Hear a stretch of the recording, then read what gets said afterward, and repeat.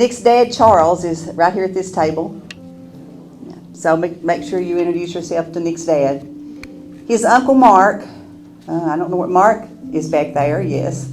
Of course, this is Aunt Kay, of course, Rusty. Naomi's here, Rusty's, yeah. And Elizabeth and Ethan, Nick's niece and nephew. Yes. Jason and Carrie, are the boys here?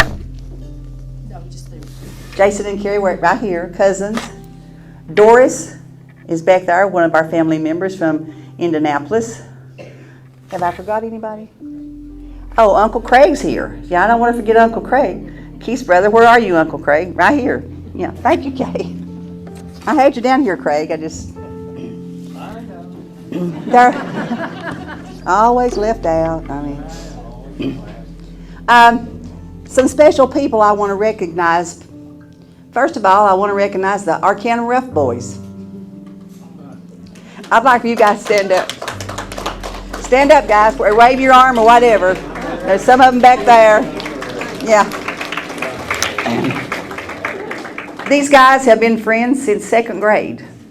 And it's a real honest to gosh gang because I'm a special member and I have a card here now. I'm a card carrying Arcanum Rough Boys member. I know it was hard on them, but they were with us the night Nick passed away. And I know it was really hard on them, but it's like someone said earlier, they thought they were in the right place at the right time. And they said, one of them said, damn, Nick, you always had to be the first of everything. So, but thank you guys for being with me that night in Rusty, and thank you for everything that you've always done for Nick.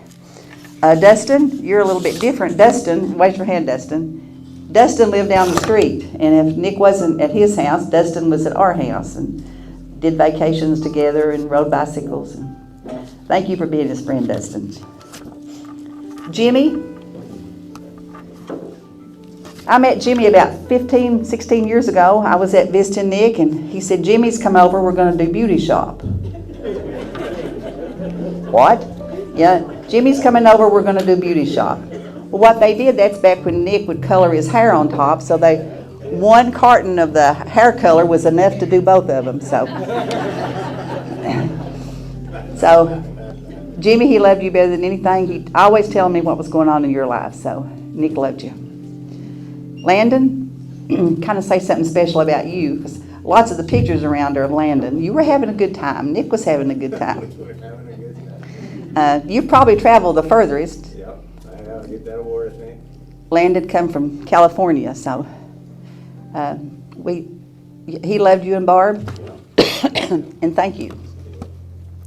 Tim and Clint, where are you? Tim, I know Clint's here. I saw him right back there's Clint. Where's Tim? Okay, yes, you. That Tim. You all were allowed Nick to live with you, both of you, for a while, and I thank you for that. And Clint, one of the things he said about you was, Mom, no matter where I was at or what time it was, if I needed Clint, he'd come to me. You were a good friend, Clint. Thank you. And Tim, he loved living with you. I think he probably loved Burkhart better, because Nick, those of you who knew Nick, knew he loved a fire. He loved to build a fire, and there was a good place to build one at Burkhart. In fact, when I visited Nick the 1st of October to watch the Bengals game, in fact, that's when they got beat by the Titans. We won't even go there, but I came up just to hang out with Nick and watch the Bengals game, and we had a fire. We always had a fire. So he loved a fire. Daryl, where are you at, Daryl? Yeah, there you are. Nick talked about you often. Loved playing music with you. You guys thought the same way. You were his soulmate, his buddy, and same politics, I think, probably. Thank you for being his good friend. Mercedes, where are you? Mercedes, Nick told me Mercedes is the little sister I never had, so she would hang out with Nick and play games and just be a good friend. Thank you. Is Nicole Peace here? Nicole? I don't think so, but those of you who knew Chet, that's this Nicole. Chet passed away 4 or 5 years ago. Somebody, yeah, something like that. Nick stayed with Nicole and Chet a couple of summers when he worked out We lived in Tennessee. He would come back to Ohio and work, so I wanted to thank Nicole. And then two other people that aren't here, Max and Megan. Max is in the Guard, and he had Guard in Greenville today, but he's hoping he can get here later. And Megan is working in Florida. She's doing a nursing gig in Florida. Nick loved Megan and Max. He told me one time that Max was the only son he was going to ever have, and they were together over 10 years, and he raised Max. So some of the things that Nick loved, oh my goodness, the Bengals. Can anybody attest to that? Yes. In fact, I've got the first Bengals shirt he bought back there on the memory table, and it's Boomer Esiason. Nick was in the second grade and he has always said that he was a Bengals fan even in the hard times. He also loved Larry Bird. He was a big Larry Bird fan. Took several trips to French Lick, Indiana. In fact, the first time that he went to French Lick, Indiana, when he pulled up into the parking lot by the outside basketball court where Larry Bird played when he was young, Megan said Nick just opened the door and got out. She was in her seatbelt, Max was in the cars just rolling on, and Nick's walking toward that goal. So he was a big Larry Bird fan. He loved campfires, loved concerts. And I never did get to go with Nick to a concert, but we talked about going to a Kid Rock concert this summer. Of course, circumstances kept that from happening. He loved David Allan Coe. And the word on the street is that he saw David Allan Coe at least 55 times. I don't know if that's true or not, but he saw him a lot. Pretty close. Yeah, pretty close. Yeah. The last time he saw him, he said, "Oh, Mom, he had to walk on stage with a walker." So, but he said, I still like David Allan Coe. But I want to share with you the first time that I took Nick to a concert. He was 11. And he said, "Mom, there's a concert in Greenville. It's on a Saturday afternoon." I said, "A concert on Saturday afternoon?" "Oh, yeah. It's at one of the farm stores." I said, "Well, who is it?" "Well, it's David Allan Coe." I said, "In Greenville?" Of course, that's back, you guys remember, that was a long time ago, 35, 40 years ago. Not that long, but maybe 35. So I took Nick to Greenville, and maybe Dustin, you might have been with him, I don't know. And I just put him out. Just dropped him off at a David Allan Coe concert. Gave him $1 to buy him a drink, and heaven knows what he bought after I figured out who David Allan Coe was. But anyway, that's how Nick got his introduction to rock concerts. He loved to cook. He was a good cook. And he was writing a cookbook. And Megan has the cookbook, but she had stored it in her storage unit, or I was going to bring it. But Nick could cook anything. He was the best cook ever was. So, loved to cook. Oh my gosh, he loved to gamble. Probably one of his very worst vices, but he loved to gamble. And I'll tell you how that started. Nick was born on a Saturday. Of course, his birthday was like the 24th of January. The day Nick was born, the 24th, was on a Saturday, and the next day was the Super Bowl. So I was in the hospital, and I called up a friend of mine that I knew was making up a Super Bowl board. And I said, "I want 2 squares on this." So he said, "They're $20 each." That's quite a bit of money. "I don't care. Put me on one and Nick on one." Well, Nick won. He was a day old. So I have always attributed that to Nick's gambling habit. Oh my gosh, he loved WWE. And we're not so sure he didn't think that wrestling was real. I mean, we wonder sometimes. And I don't know the whole story, but I do know that one time, this was when he was in college, he had the WrestleMania party at his apartment. These guys can tell you all about them. Had the WrestleMania party at his party, and at that party they found out that Steve Austin, or somebody by that name, one of those wrestlers, had gone bad. I guess he was a good guy. Is that right? You're totally exactly right. All right, Stone Cold Steve Austin was a good guy, and then he turned bad. So in retaliation, you all burned his jerseys or something. Had to make a sacrifice. So the police came, right? So maybe wrestling is real. I don't know. Nick loved his friends. He loved his family. And he had a heart as big as... Rusty said one time, Nick's got the biggest heart of all of us, right? I don't think I ever heard Nick say, I don't like so-and-so. He probably had people he thought more of than others, but I never heard him say that he didn't like somebody. And he told me one time, one of the main reasons he liked working in the mortgage industry was that when people left his office, they were happy because they just had a new house, and that made him happy. And thank you all for being here. He lived like he wanted to live life. He lived life on his own terms. And he wasn't perfect, but is any of us perfect? But he lived a good life. He lived it on his own terms. I know Megan said one time that, she told me, she said, sometimes it's like dealing with a toddler. She said, he will not do what I want him to do. And those of you who knew Nick knew that he probably wasn't going to do what she wanted him to do. He had a real hard time at the end. He couldn't work. Let me tell you a little bit about Nick's condition. When he was 3 years old, he was diagnosed with an immune disorder, immune deficiency. It's a genetic thing in my family. He was diagnosed at Vanderbilt. And I remember that I asked the doctor at that time, do I have a handicapped child? Do we have a handicapped child? Charles remembers this, I'm sure. He said, no. He just doesn't need to travel in any foreign country. And we just need to keep all viruses away. Well, he done really good, and he had to take a treatment every month. He had to get a treatment every month. He done really good for about 40 years. And then he started having more and more infections, more hospital stays. It would be different kinds of infections. He'd have to go to the hospital. And this last time when he got sick, I was up the 1st of October, and he wasn't himself. I don't know how to explain that, but he just wasn't himself. And he and I both talked about it, and we talked about maybe he was depressed. Because he said, one of the things I really hate, Mom, is I can't plan anything. Because I may plan to go somewhere or plan to get together, and I'm sick. Oh, okay, we talked about that. So then he went in the hospital. Rusty and them found him pretty much comatose, right? We kept trying to get a hold of him. Put him in the hospital. He was in the hospital 35 days. And, you know, even as sick as he was, I didn't think he was going to pass away.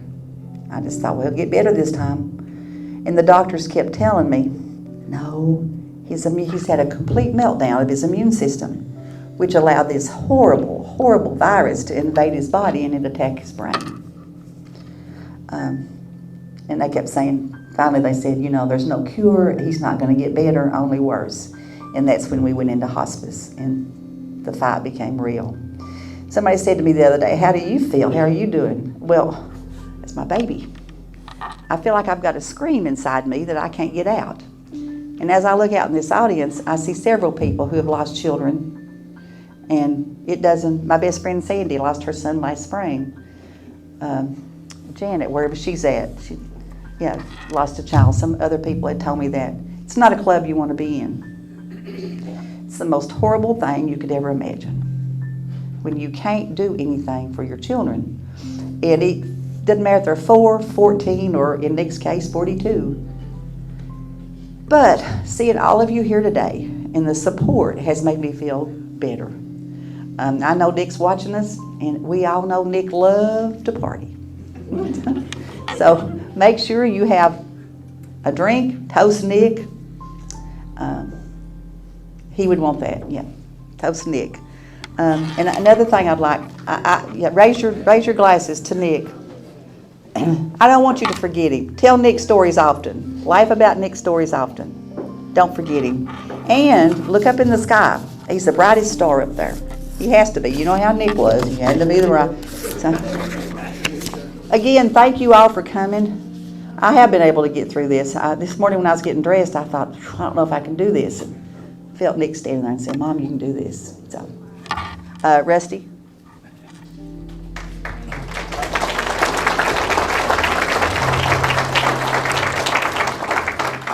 Okay, good afternoon. My name's Rusty Maxwell. I'm his brother. I've known Nick all his life. He's known me.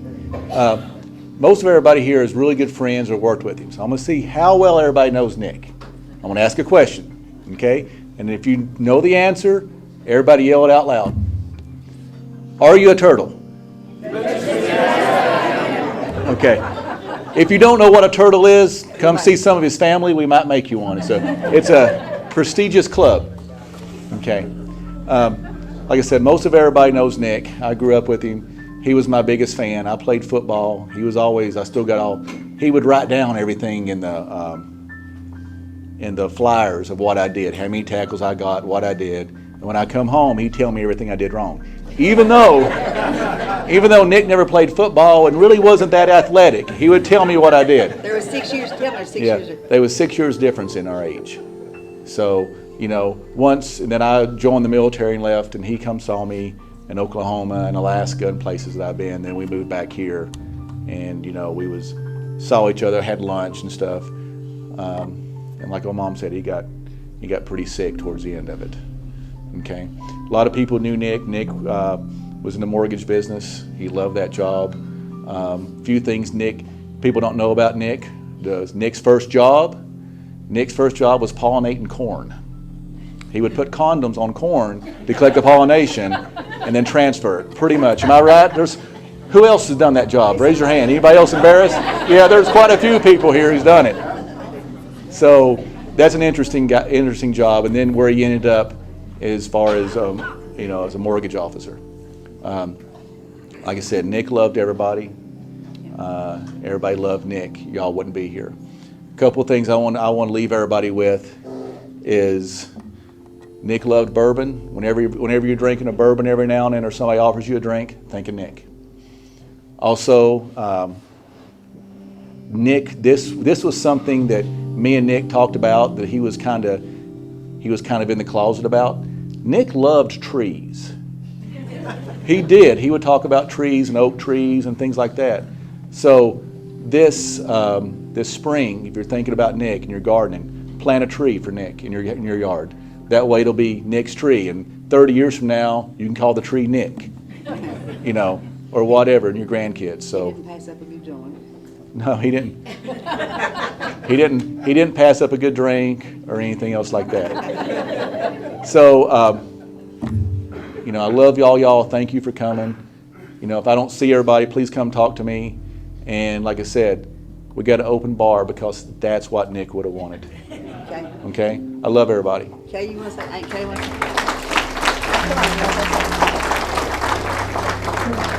Well, I wasn't going to say anything, but they think I should. So, I had one nephew named Nick, so that means that I was the most beautiful, the most wonderful, the most gracious aunt that Nick could have, because I'm the only one.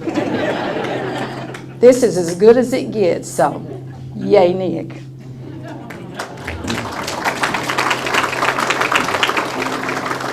Okay, come on up and let's, wait, where's Janet?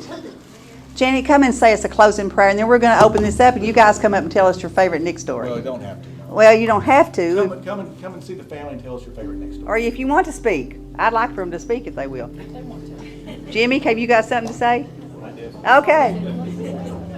Janet's going to say another prayer and close our... And we have a much larger crowd this time. So if you can get some food over here, you're more than welcome to go sit down afterwards, and you can eat it at the canteen, because I know we don't have enough place settings. So I just wanted to tell y'all, you're more than welcome to go over across the hall. Okay. Thank you, Lord, for your presence with us this day. As we depart, we ask you to bless us throughout the remainder of the day and guide us safely home. Amen. Thank you, Janet, for your hug. Jimmy? I'm gonna bring my drink up because that's what I want to do. Even though it's only ice right now. Try to get through this. It's a good crowd.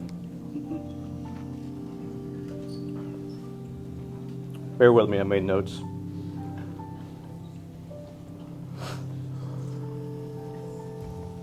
And I'm old, so I gotta make it big so I can read it. This isn't in the notes, but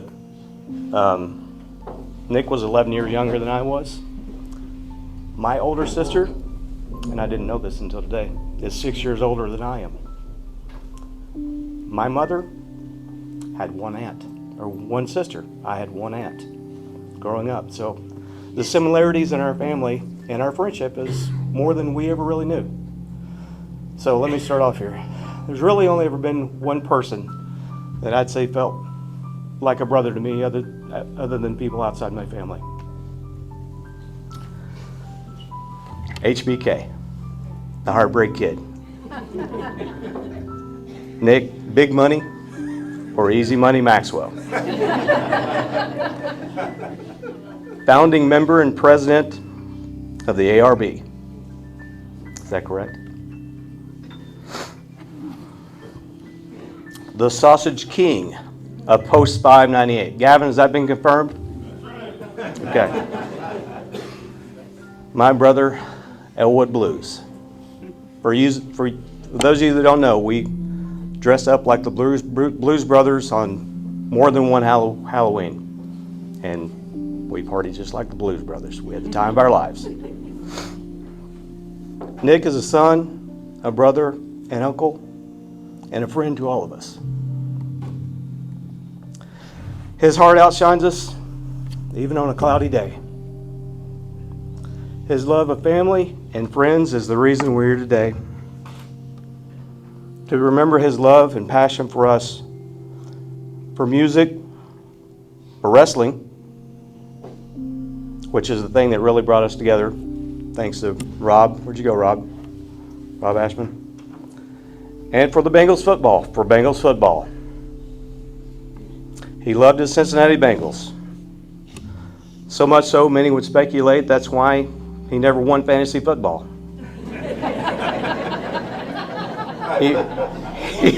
Hey, let me get there. He would always draft heavy around his team, the Bengals. But enough about that. I think we all know he definitely got the last laugh there. He won fantasy this year for you guys. I can truly say that God has a plan for all of us. His plan isn't for us to buck and pry and try to run away from. It's there for us to live it to the fullest. And Nick lived it to the fullest. Live it with the best of our abilities through our journey, and while on that journey, we're blessed by the people that we meet. I've been truly blessed to have Nick as my friend. Without him, I never would have discovered DAC, David Allen Coe. Thank you. Would never have become a parrot head. Fins up. Would never have became a turtle. And would never have been surrounded by friends like you. Thanks, Nick. I only have one more thing to say, and Rusty, you stole my line. Are you a turtle? You bet your sweet eyes I am. Thank you.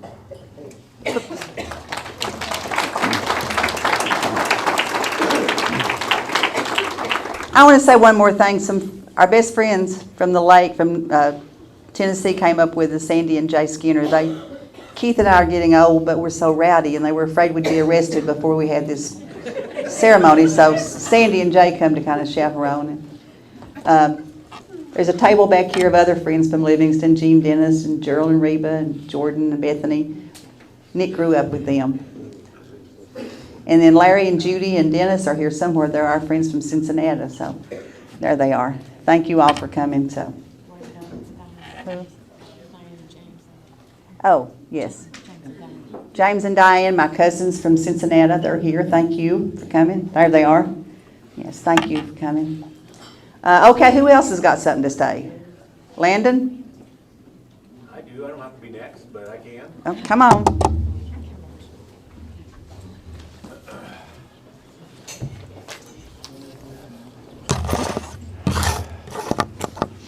All right. Well, my name is Landon Spittler. I went to Franklin Monroe, not Arcanum. So I've been forgiven by many people, including Nick. I didn't really know, I'll give you a little bit of background between Nick and I. We were really good friends we've been good friends for 25 years.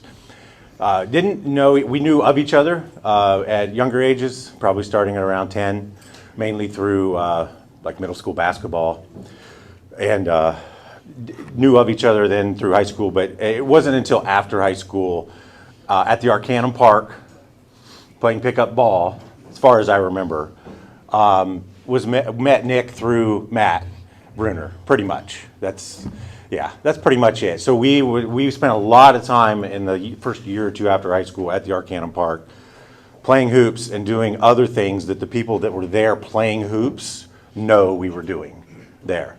Not just basketball, other things. Having a good time. Always a good time. So that's where I learned Nick. And then very quickly, at that age, 18, 19, 20, our personalities just meshed and we just took off and we were really, really close. We hung out a lot. 4 or 5 years later, he introduced me to the mortgage business, which I'm still into this day, and really taught me at the early stages everything that I knew over whiskey. I learned everything that I know about mortgage over whiskey. Daryl knows. Everything. So many nights in his apartment, strategizing home lending and other things while getting rocked. So that's kind of my background with Nick. Let's see here.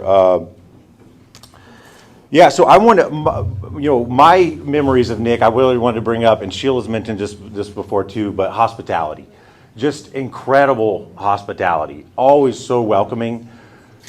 Loved to cook food, as we know. But sometimes it wasn't anything fancy. Sometimes it was a half a loaf of bread before we went to Tootie's or W.O. Wright's, just to have a good, solid drinking stomach. Just Wonder Bread. You guys remember? Just white Wonder Bread. Yep, confirmed. But sometimes it was a great meal. He was a great cook. There's no doubt about it. But it wasn't just so. 16 years ago, met my wife, who became, really good friends, almost like a sister to Nick, to Barbara, and so we moved shortly thereafter. We were married.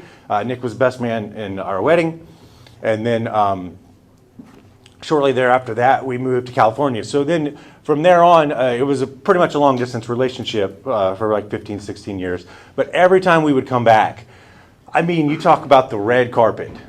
He would just roll it out for us at his house, wherever. He would throw the most amazing parties for us and just make us feel so special.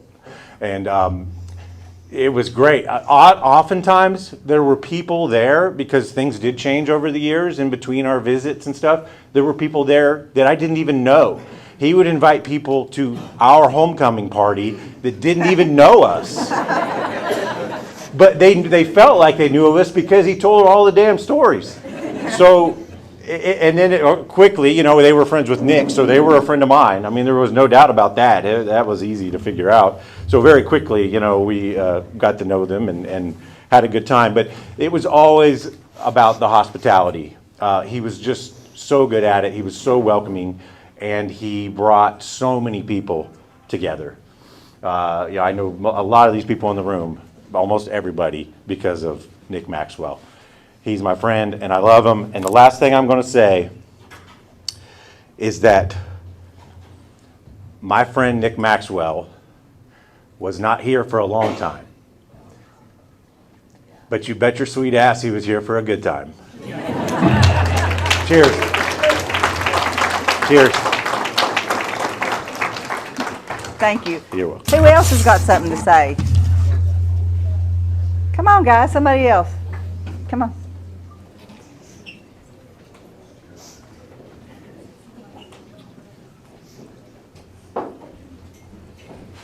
Hi, my name is Karen.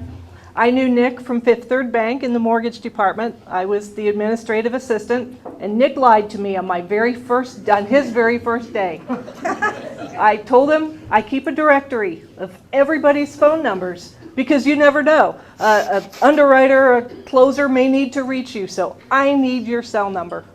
And he said, it's kind of complicated, I'll do it in a different format. 86-753-09. What is that? I put that in the directory. Is that 937? Yes, it is. I put that number in my directory, and month after month, Nick, I'm updating the directory. Has your number changed? No, it's the same. It's the same. Several years go by, and finally, I said one other time, I'm updating the directory. He goes, tell me what you have. So for the first time, I looked at it, and I said 937-867-5309. And he gave me the laugh and the lean back and the clap, and I knew I had been had, and nobody had told me that this directory I published had that phone number in it. But you know Nick's a great guy. You know he was a wonderful person, and that he never meant harm to anybody. And look at everybody who came out for him. Thank you so much, Sheila, for bringing your group here.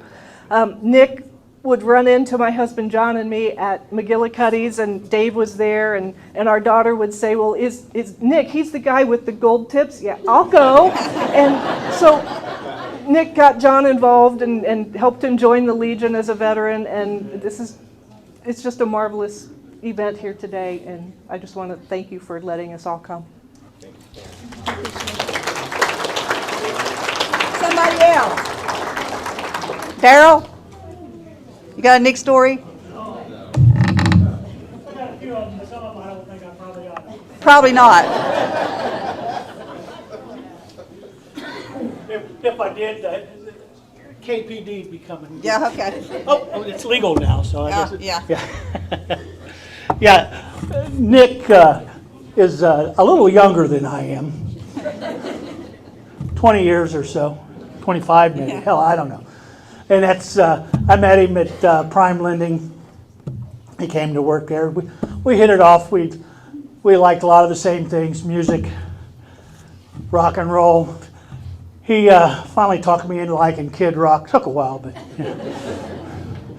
And my wife, she'd say, What do you two have in common? He's a kid. I'm like, come on, you know me. I'm a kid too. And so anyway, so we hit it off. Did a lot of shit that I won't repeat, but we had a lot of fun. Never went to jail, so that's all good. He loved music. I like to play a little bit, make some noise. And we were going to go over to an open mic thing. He goes, I play harmonica. Can I join? I said, well, hell yeah, come on. And so I said, well, why don't you come on over to my house the night before? We'll run through a couple songs, and so we get it down so we won't look like idiots. He goes, hell yeah, all right. So he comes over with his harmonicas. Didn't have a clue. Nick did not play harmonica. No, he did. He had harmonicas. he did not play. I mean, he could blow in, he could suck in, blow out, So we started working on a few songs. I figured out pretty quick. I was like, well, this ain't gonna go. I said, well, here's what we're gonna do, Nick. I want you to play this harmonica when I play that song, and it'll be all right. So because he could be in the right key and you could blow whatever, and But he knew music, he just didn't know how to play music, and he just loved to sing, And so we went and did the open mic the next day. Yeah, come on up, Nick, and he's up there just a blowing and a huffing and a puffing and singing, and we just. It was a good time. Hey, everybody clapped, and he thought he was the star. Oh, yeah. Took a lot of the heat off of me. Another time, back in the back, there was these washboard. He got this washboard with this harmonica thing.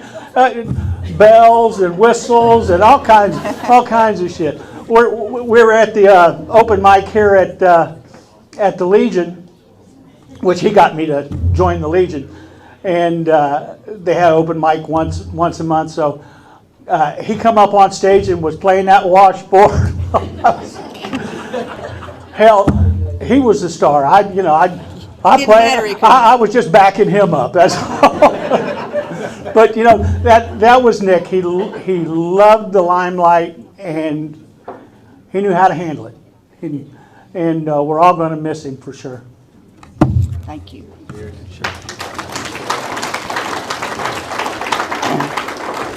One thing I didn't say much about the music, but Nick always wanted to sing and play something. And my cousin is over here, first cousin. My mom's family, they could all play music, sing, and Nick had asked me a dozen times, "Mom, do you think I got any of that talent?"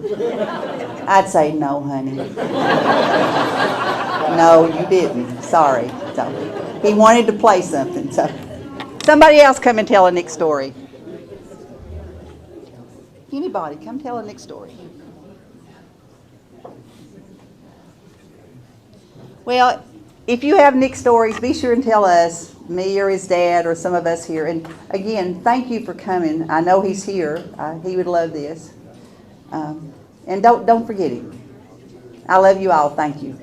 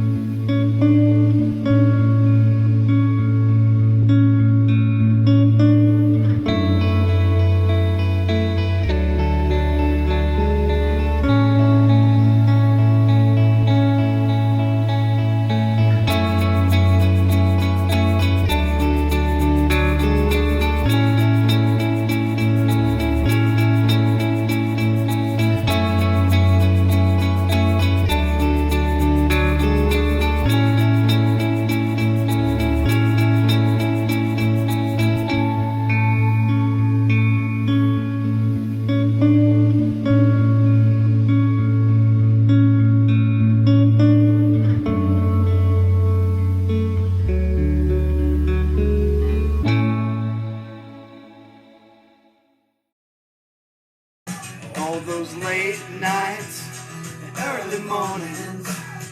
Now let me show you what I've learned out on the road.